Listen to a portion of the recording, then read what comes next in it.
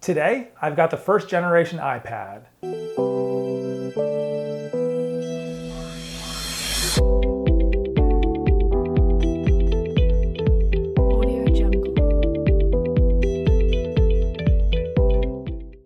I wanted to start a new segment called Tech Throwback, where I take a look back at some older gadgets or tech and see how well they work today.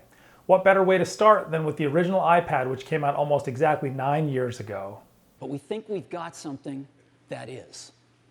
And we'd like to show it to you today for the first time. And we call it the iPad. So,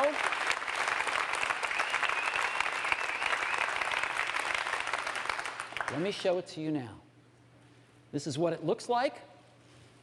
I happen to have one right here. That's what it looks like. When it was first revealed, a lot of people, myself included, thought that this looked like a giant iPod Touch, and in many ways it was.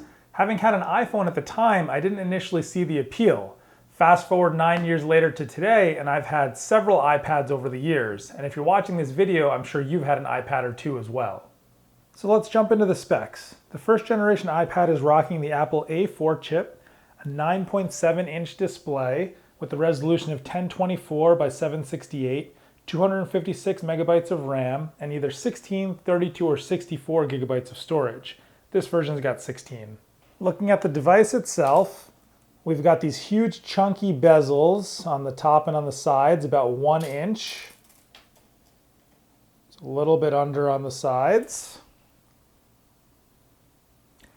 Traditional home button on the bottom. We've got a headphone jack on the top left, as well as your lock and unlock button on the top right. On the right-hand side, we have the notification silencer switch and the volume rocker. On the bottom, you've got your 30-pin connector and your speaker. This iPad's obviously pretty scuffed up and not in the best condition, but still completely functional. Looks like it was engraved to somebody at one point, and they did not want to keep it. This iPad is running iOS version 5.1.1, which is the most up-to-date version of iOS you can actually get on the first generation iPad. You're not going to find any of those fancy new gestures and features in later versions of iOS over here. Using it's pretty simple. Swipe down from the top to bring up your notifications menu. Swipe over to the right for your search bar. Double tap home to bring up recently used apps. Hold them down to close them out. Haven't done that in a while. Check out this old YouTube icon. Cannot connect to YouTube. That's okay, we'll get the new YouTube app from the App Store.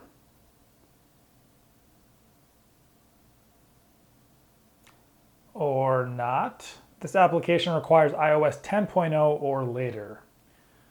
That's okay. Let's get Netflix.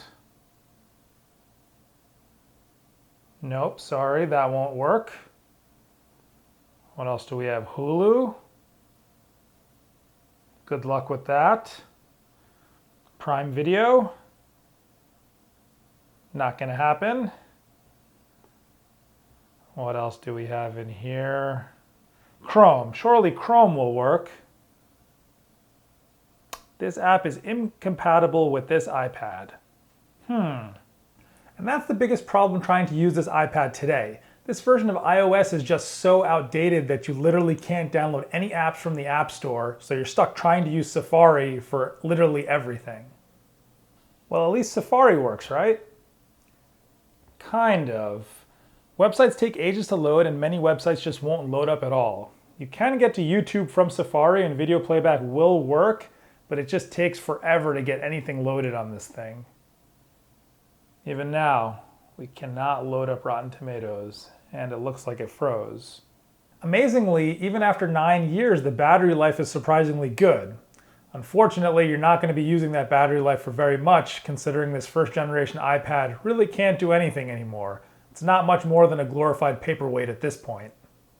While the original iPad released to some mixed reactions back in 2010, over the years it's become so popular that now when you think of tablet, you're always thinking of an iPad.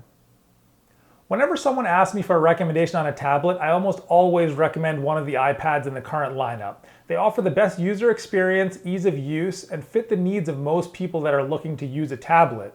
The one caveat that I do give is that it's not going to replace your laptop, even if you go for a Pro model. That's it for me this time. If there's some older tech or gadget that you do want to see, leave a comment below and I'll try and get my hands on it. As always, if you like what you see, bite that subscribe button and check out some of these other videos if you want.